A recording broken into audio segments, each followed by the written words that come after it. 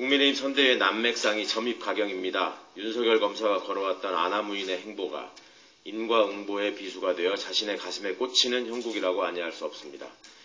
연기만 하라는 김종인 총괄은 내쳤지만 여전히 누군가의 아바타가 되기로 작심한 것 같은 시대착오적 언행을 반복하고 있습니다. 지난 10월에는 여성가족부 개편 공약을 내더니 아무런 부연 없이 여성가족부 폐지를 계시하는 뜬금없는 행동으로 돌연 공약을 수정하고도 그 이유를 묻자 더는 좀 생각을 해보겠다며 심사숙고의 결과가 아니라는 점을 실토하고도 늘 그래왔듯이 부끄러움은 없습니다.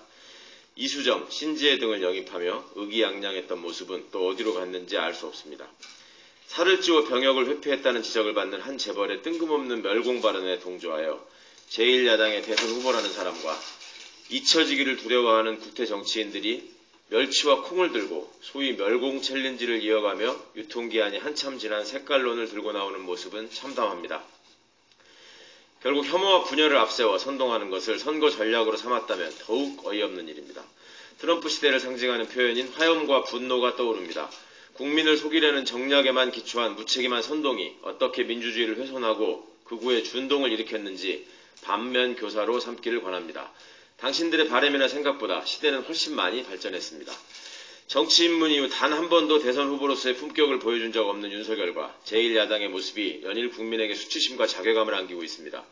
불공정과 몰상식, 일배와 혐오를 앞세운 유신 시절의 소환을 선거 전략으로 삼았다면 엄중한 역사적 심판을 면치 못할 것입니다.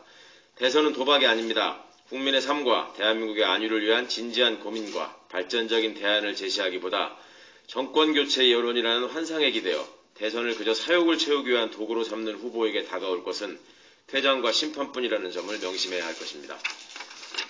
검찰이 경찰 내사 시작 8년 만에 도이치모터스 주가조작 사건 혐의를 받고 있는 김건희 씨에게 출석을 요구했다고 합니다. 주가조작 선수와 감독이 모두 구속 기소된 가운데 감독과 각별한 관계를 맺고 선수들에게 돈을 제공한 사람으로 지목된 단 한 사람에게만 이루어지는 특별 취급에 의아해 하는 것은 상식적입니다. 경쟁 후보를 확정적 중범죄자라 하고 검찰과 공수처를 향해서도 미쳤다며 막말을 서슴지 않는 검사 출신 후보가 자신의 부인에 대해서는 요양을 운운하며 형사적으로 처벌될 일이 없다고 발언하며 후배 검사들에게 가이드라인을 제시하고 있습니다. 지금 검찰의 명예, 검사의 자부심이 한 톨이라도 남았다면 이번 수사를 통해 누구도 흠잡기 어려운 결과를 내놓을 수 있어야 할 것입니다.